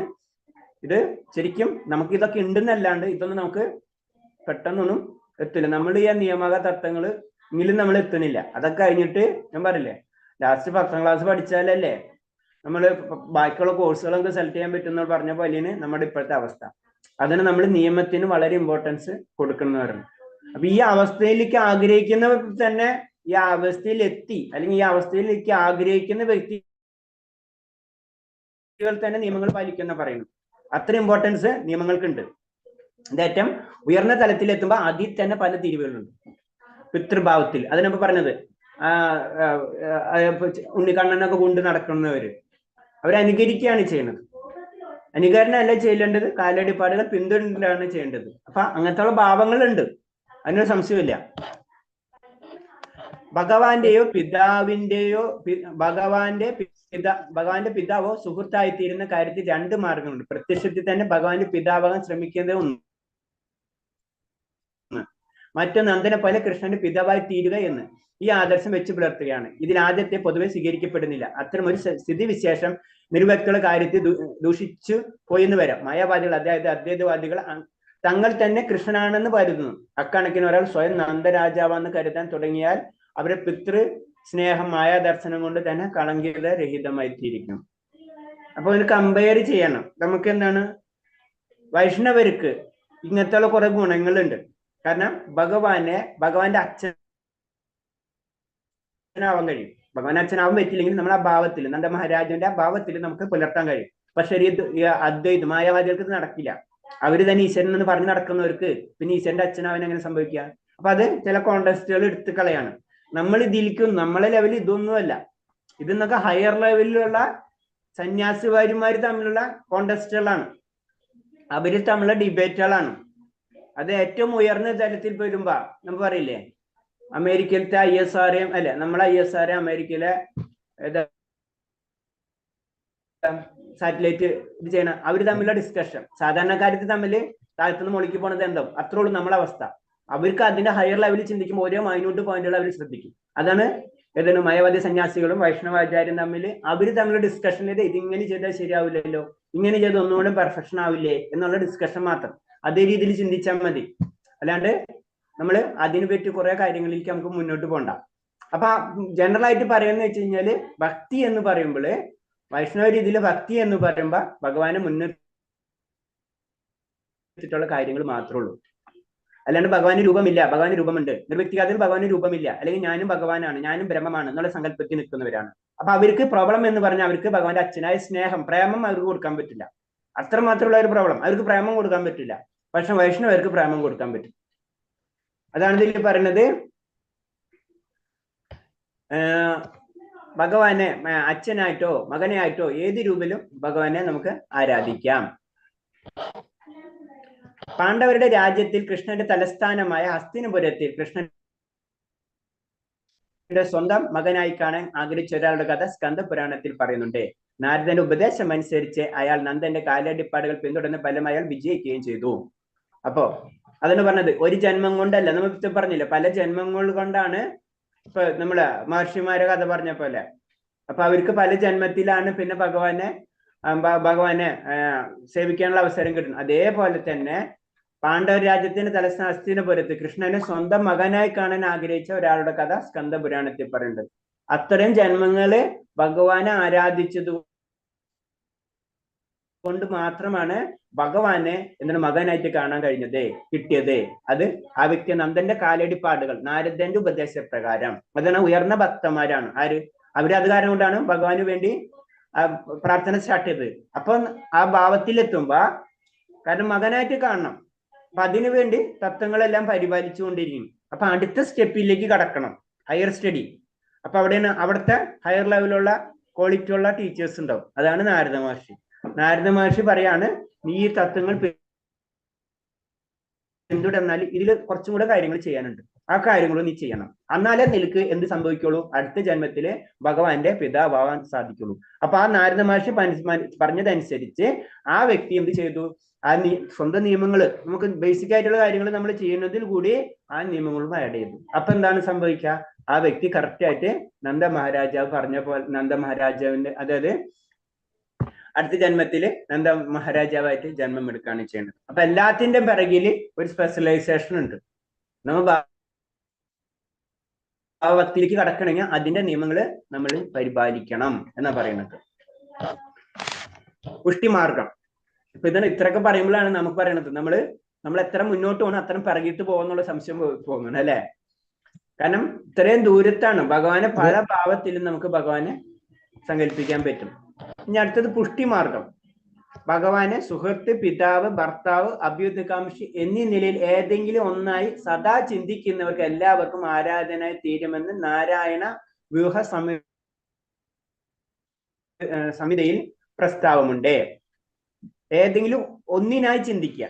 നമുക്ക് ഭഗവാനെ അത് ഭാവഭക്തിയിലേക്ക് കടക്കുമ്പോഴുള്ള കാര്യങ്ങളാണ് ഇതൊക്കെ. അതായത് ഭഗവാനെ സുഹൃത്താക്കാം, ഭഗവാനെ പിതാവാക്കാം. ഇപ്പൊ നമ്മൾ പറഞ്ഞ മാർഗങ്ങൾ എല്ലാതും പറയാണ്. അപ്പൊ ഈ മാർഗങ്ങളിൽ പല മാർഗങ്ങൾ, ഭഗവാനെ അച്ഛനായിട്ട് ഭഗവാന്റെ അച്ഛനാവാം, അല്ലെങ്കിൽ ഭഗവാന്റെ മകനാവാം, അങ്ങനെ ഏത് രീതിയിലും. അങ്ങനെ വരുമ്പോൾ അപ്പൊ അത് നാരായണ വ്യൂഹ സംഹിതയിൽ പറയുന്നുണ്ട് അതിനെ പറ്റി. അതിലേതെങ്കിലും ഒരു മാർഗം എടുക്കാം,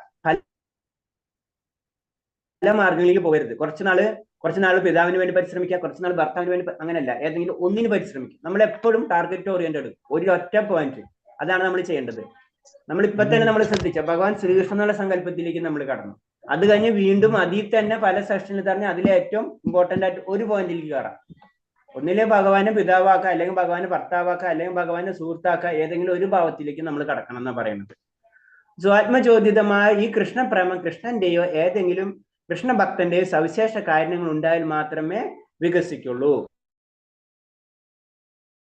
അപ്പൊ ഇതെന്ന് പറയുമ്പോൾ എന്താണ്, ഈ ഭാവത്തിലേക്ക് കടന്നു കഴിഞ്ഞാൽ പിന്നെ അത് അടുത്ത ഭാവം കിട്ടാൻ ഇത്തിരി പണിയാ. കോളേജിൽ അഡ്മിഷൻ കിട്ടണ പോലെ നല്ല മാർക്ക് നേടിയാലേ നല്ല കോഴ്സ് കിട്ടുള്ളൂ എന്ന് പറഞ്ഞ പോലെ നമ്മൾ എന്താണ് അവിടെ എത്തുമ്പോ രണ്ട് കാര്യമാണ് പറയുന്നത്. ഒന്നെന്താണ്, കൃഷ്ണന്റെ ഭഗവാന്റെ തന്നെ അനുഗ്രഹം ഉണ്ടായിരിക്കണം, ആ കോളേജ് തന്നെ അക്സെപ്റ്റ് ചെയ്യണം. രണ്ട് എന്താണ്, കൃഷ്ണന്റെ ഭക്തന്മാരെ സവിശേഷ കാര്യം. ഈ രണ്ട് കാര്യം ഉണ്ടായാലും അടുത്ത ഘട്ടത്തിലേക്ക് കടക്കാൻ പറ്റും. നിയമം മാത്രം വെച്ചുകൊണ്ട് കാര്യമില്ല. അവിടെ എന്താണ്, ഭഗവാന്റെ കാരുണ്യം, ഭഗവാന്റെ ഭക്തന്റെ കാരുണ്യം നമുക്ക് ലഭിക്കണം. നിയമം വരെ നമുക്ക് ഫസ്റ്റ് ലെവലാണ്. പിന്നത്തെ ലെവൽ വരുമ്പോ ഇവരെ കാരുണ്യം അടക്കം വേണം, അല്ലാതെ നമുക്ക് അടുത്ത ലെവലിലേക്ക് കടക്കാൻ കഴിയില്ല എന്ന് പറയുന്നതാണ്. ഭക്തിയുത സേവനത്തെ ഈ പ്രക്രിയക്ക് പുഷ്ടി മാർഗം എന്ന് പറയാറുണ്ട്. പുഷ്ടി എന്ന് പറഞ്ഞാൽ പോഷണം, മാർഗം എന്നാൽ വഴി. ഇത്തരം മനോഭാവ വികാസം ഏറ്റവും ഉന്നത ശ്രേണിയുള്ള ഭക്തി സേവനത്തെ പുഷ്ടിപ്പെടുത്തുന്നു. അപ്പൊ പുഷ്ടി എന്നാണ് പറയുന്നത്. കാരണം പറഞ്ഞില്ല, അടുത്ത സെക്ഷനിലേക്ക് നമ്മൾ കടന്നു. അപ്പൊ അവിടെ ഭഗവാന്റെ കാരുണ്യവും ഭഗവാന്റെ ഭക്തന്റെ കാരുണ്യം ആവശ്യമാണ്. അപ്പൊ അതിനത് പോഷണാണ് അല്ലെ. ചെടി വെച്ച് അതിന് നമ്മൾ വളക്കിട്ടിട്ടുണ്ട്, പക്ഷെ അത് കഴിഞ്ഞ് നന്നായിട്ട് വളരണമെങ്കിൽ എന്ത് ചെയ്യാം, അതിന് അതിൻ്റെ രീതിയിലുള്ള ചില വളങ്ങൾ നമ്മൾ ഇടും, അപ്പോൾ അത് പെട്ടെന്ന് വളരും അല്ലെ. എന്നത് പറഞ്ഞാണ് പുഷ്ടി. അതാണ് ഭഗവാന്റെ ഭക്തന്മാരുടെ അനുഗ്രഹം. അതിനാണ് പുഷ്ടി എന്ന് പറയുന്നത്. പുഷ്ടി എന്ന് പറഞ്ഞാൽ പോഷണം, മാർഗം എന്ന് പറഞ്ഞ വഴി. ഇത്തരം മനോഭാവത്തിന്റെ വികസനം ഏറ്റവും ഉന്നത ശ്രേണിയിൽ പെടുത്തുന്ന ഭക്തി സേവനത്തെ പുഷ്ടിപ്പെടുത്തും. അപ്പൊ ഏറ്റവും ഉയർന്ന ലെവലിലേക്ക് വീണ്ടും ഉയർത്തും. ചെടി ഇങ്ങനെ വളർന്നുകൊണ്ടിരിക്കുകയാണ്, കുറച്ച് വെള്ളം കുറച്ചും കൂടെ അഡീഷണൽ ആയിട്ടുള്ള വളങ്ങൾ ഇടുമ്പോഴാണ് പെട്ടെന്ന് വലുതാവും എന്നത് പറഞ്ഞ പോലെ. അതുകൊണ്ടാണ് ഏറ്റവും ഉന്നത, അതുകൊണ്ടാണ് ഇതിനെ പോഷണത്തിന്റെ പാത അഥവാ പുഷ്ടിമാർഗം എന്ന് വിളിക്കുന്നത്. വൈഷ്ണവ മതത്തിലെ വിഷ്ണു സ്വാമി വിഭാഗത്തിന്റെ വല്ലഭ സമ്പ്രദായം കൃഷ്ണ ആരാധിക്കുന്നത് പുഷ്ടിമാർഗത്തിലാണ്. ഗുജറാത്തികൾ പൊതുവെ പുഷ്ടിമാർഗത്തിന്റെ കീഴിൽ ബാലകൃഷ്ണ ഭാവത്തിലാണ് കൃഷ്ണനെ ആരാധിക്കുന്നത്. ഇപ്പം പറഞ്ഞു പല പല സമ്പ്രദായങ്ങൾ അവിടെ നിന്ന് സ്റ്റാർട്ടാണ്, പലതരം ഭാവങ്ങൾ, ഇതൊക്കെ ഭാവഭക്തിയാണ്. അപ്പൊ ഏതെങ്കിലും ഒരു ഭാവം സെലക്ട് ചെയ്തു, ആ ഭാവത്തില് നമ്മൾ എന്താണ് കൂടുതൽ കാര്യങ്ങൾ ചെയ്യാം. അപ്പൊ എന്താണ്, അപ്പൊ അതിനെ അലരുന്നു വല്ലഭ സമ്പ്രദായം. അവരെന്താണ് വല്ലഭ ഭഗവാൻ ആ രൂപത്തിൽ കണ്ട് അങ്ങനെ ചെയ്യുന്നു. മറ്റേത് ഗുജറാത്ത് അവിടുത്തെ ഏരിയയിലുള്ള ബാലകൃഷ്ണൻ, ഭഗവാൻ ബാലകൃഷ്ണനായിട്ട് കണ്ട് ആ ഭാവത്തിൽ ഭഗവാനെ ആരാധിക്കുന്നു. അതായത് അടുത്ത ലെവല്. ഇപ്പൊ നമ്മൾ പറഞ്ഞില്ല, കൊമേഴ്സും സയൻസും എടുക്കുന്ന പോലെ തന്നെ. ഹരേ കൃഷ്ണ. അപ്പൊ ഇതില് സ്വാത്മ ചോദ്യമായിട്ടുള്ള ഭക്തിമാർഗത്തിൽ മെയിൻ ആയിട്ട് 2-3 സെക്ഷൻ ആയിട്ട് തിരിച്ചിട്ടുള്ളത്. ഒന്നെന്ന് പറയുന്നത് നമ്മള് ഫസ്റ്റ് പറഞ്ഞത് ഏതാ, സംബന്ധം അല്ലേ, ബന്ധുത അല്ലെ. ബന്ധുതനെ പറ്റി ഭക്തന്മാരാണ്, ബന്ധുത പറഞ്ഞു അല്ലെ. ബന്ധുത എന്ന് പറയുമ്പോഴാണ് നമ്മള് വിഷ്ണുകുലത്തിലും ഉള്ള ധാരകയിലും ഒക്കെ ഉള്ള വ്യക്തികളെ പറ്റി പറയുന്നത്. അവിടെയുള്ള വ്യക്തികളെ പറ്റിയാണ് ബന്ധുതയിൽ വരുന്നത്. അതും ഒരു ഭാവം തന്നെയാണ്. അടുത്തത് എന്താണ് പറഞ്ഞത്, നമ്മള് സംബന്ധം അല്ലെ. അതായത് കാലടികളെ റാണിമാരെയും ഗോപികന്മാരൊക്കെ അവസ്ഥയിലേക്ക് എത്തേണ്ട രീതികളാണ് പറഞ്ഞത്. പിന്നെ നമ്മൾ പറഞ്ഞത് പിന്നെ സാധന അനുകരണ രീതി, അതൊക്കെ തെറ്റാണെന്നാ പറയുന്നത്. സിദ്ധ പ്രളാണി അല്ലെ, പ്രനാളി. ഓക്കെ, അത് പറയുന്നത് എന്താണ്, അത് വെറുതെ അനുകരിക്കുക, അവരവരുടേതായ രീതിയിലുള്ള കുറേ നിയമങ്ങളുണ്ട്, അതൊക്കെ തെറ്റാണ്. അങ്ങനെ ചെയ്യുന്ന വ്യക്തികളെയാണ് പ്രാകൃത സഹജീയ എന്ന് പറയുന്നത്.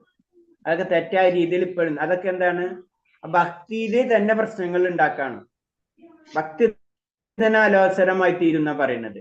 അപ്പൊ അങ്ങനത്തെ ഉള്ളവരെ ശ്രദ്ധിക്കുക. അനുകരിക്കല്ല നമ്മളോട് പറഞ്ഞതല്ല, വെറുതെ അനുകരിക്കല്ല ചെയ്യേണ്ടത്. നമ്മൾ എന്താണ്, ആ ഭക്തി നമ്മളെ വളർത്തിയെടുക്കുക, നിയമങ്ങൾക്കനുസരിച്ച് വളർത്തിയെടുക്കുക. നിയമങ്ങളില്ലാത്ത ഭക്തി നമ്മൾ പ്രാക്ടീസ് ചെയ്യരുത്, ചുരുക്കി പറഞ്ഞു കഴിഞ്ഞാൽ. പിന്നെ എന്താണ്, ദാമ്പത്യ പ്രേമത്തിനെ പറ്റി പറയണം. അതിൽ വരുന്നതാണ് ഏതാ, റാണിമാരെയും ഗോപികമാരുടെ അവസ്ഥകൾ അതിൽ പറഞ്ഞു വരുന്നതാണ്, ആ അവസ്ഥയിലേക്ക് കടക്കുന്നത്. അപ്പൊ അതിൽ വരുന്ന അതും നമുക്ക് പെട്ടെന്നൊന്നും ലഭിക്കില്ല. അതിനെന്ന് മഹർഷിമാര്, ദണ്ഡകാരണ്യത്തിലെ മഹർഷിമാരാണ്. അവര് ഏത് യുഗത്തിലാണ്, ത്രേതായുഗത്തില് പ്രാർത്ഥിച്ചിട്ട് ലഭിക്കണപ്പോഴാണ് അവർക്ക് കിട്ടുന്നത്. താപരൂപത്തിലാണ്. അത്ര സമയങ്ങൾ, അത്ര ജന്മങ്ങള് അവർക്ക് വേണ്ടി വന്നു ഭഗവാനെ കിട്ടണമെങ്കിൽ. അപ്പോഴാ പരിപൂർണത ലഭിക്കുന്നത് അവർക്ക്. പിന്നെ പറയുന്നത് ഒറ്റ സുഹൃത്ത്, സുഹൃത്ഭാവം അല്ലെങ്കിൽ പിതൃഭാവം. പിതൃഭാവം അല്ലെങ്കിൽ സുഹൃത്ത് ഭാവം. പിതൃഭാവത്തിൽ വേണമെങ്കിലും സുഹൃത്ത് ഭാവത്തിൽ. അപ്പൊ ഭാവമാണ്, ഇതിലൊക്കെ ഭാവത്തിലേക്ക് കടന്ന് നമ്മള്. അപ്പൊ ഭാവത്തിലേക്ക് കടക്കണം. അപ്പൊ ഏത് ഭാവം വേണമെന്ന് നമ്മൾ തീരുമാനിക്കണം. അപ്പൊ ആ ഭാവത്തിൽ പിതൃഭാവത്തിലുള്ള രീതിയിൽ ഭഗവാനെ പിന്തുടരണം. അതായത് നന്ദ മഹാരാജാവിനെ പോലെ. സുഹൃത്ത് ഭാഗമാണെങ്കിൽ സുബലനെ പോലെ, സുബലന്റെ ആയ കാലടിപ്പാടുകൾ പിന്തുടരണം. അപ്പൊ അതിനെന്ത് വേണം? അതിന് അങ്ങനത്തുള്ള കാര്യങ്ങൾ നമ്മൾ പഠിക്കുകയും അതിനനുസരിച്ചുള്ള കാര്യങ്ങൾ ചെയ്യുകയും വേണം. നമുക്ക് അതിന് പറഞ്ഞ് ഭഗവാനെ സ്പെഷ്യലൈസ് ചെയ്ത് കൊണ്ടുപോകണം. നമ്മൾ ലാസ്റ്റ് അൾട്ടിമേറ്റ് ഏതെങ്കിലും ഒരു ഭാവത്തിൽ കൊണ്ട് നിർത്താണ്. ആ ഭാവത്തിലായിരിക്കണം നമ്മുടെ എല്ലാ കാര്യങ്ങളും ചെയ്യേണ്ടത്. അതാണ് ചുരുക്കി പറഞ്ഞു കഴിഞ്ഞാല്. സുബലന്റെ പുഷ്ടിമാർഗം അതാണ് പറഞ്ഞത്. കഥ ഓർമ്മ വന്നു. സുബലന്റെ കുറെ കഥയുണ്ട്, നല്ല രസമാണ് കേൾക്കാൻ. അതാണ് പറഞ്ഞത്. നമ്മള് അപ്പൊ ഏതാണ് നമ്മൾ ആഗ്രഹം, നമ്മൾ അറിയാണ്ട് തന്നെ നമ്മൾ ഏതെങ്കിലും ഒരു ഭാവത്തിലേക്ക് കടക്കും. പിന്നെ ആ ഭാവം എന്താണെന്ന് മനസ്സിലാക്കി കഴിഞ്ഞാൽ ആ ഭാവത്തിലേക്ക് നമ്മൾ മുന്നോട്ട് പോവാം. അപ്പൊ ജീവിതം മുഴുവൻ ആ ഭാവത്തിലേക്ക് നമ്മൾ കടക്കും. പല ഭാവങ്ങളും മിക്സ് ചെയ്തെന്നാ പറയണം ചുരുക്കി പറഞ്ഞു കഴിഞ്ഞാൽ.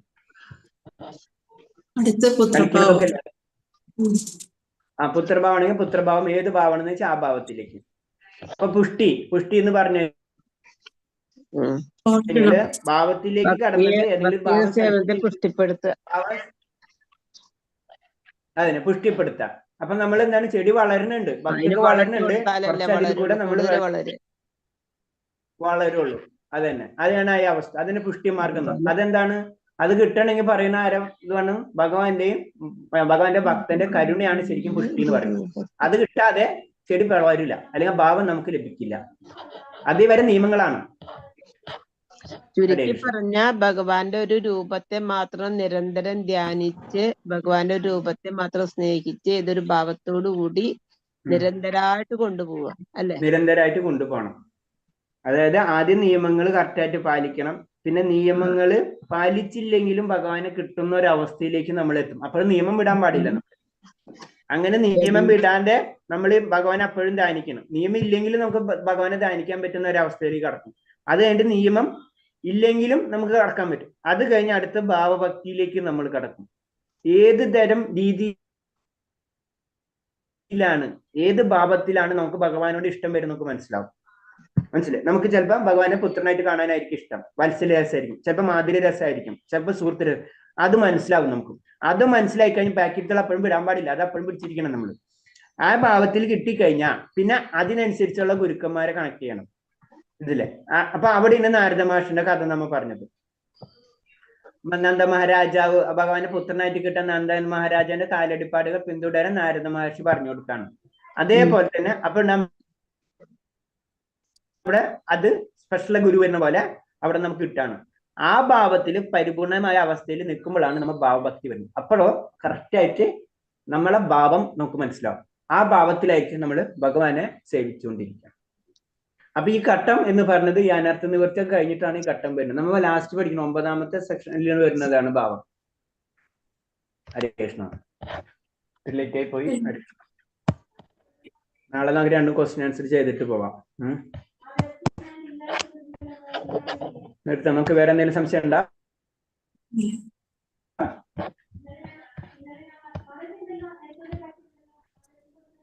ബാഹുവിന്റെ കഥ പിന്നെ ഒരു ദിവസം പറയാം. ശരി മാതാജി. പ്രഭുജി ഇന്നലെ ക്ഷേത്രത്തിൽ നിന്ന് വിളിച്ചിട്ടുണ്ടായിരുന്നു. ക്ഷേത്രത്തിൽ നിന്ന് വിളിച്ചല്ലേ ഹരേഷ്ണ? എല്ലാരും വിളിക്കും, അപ്പൊ കാര്യങ്ങളൊക്കെ പറയുന്നു.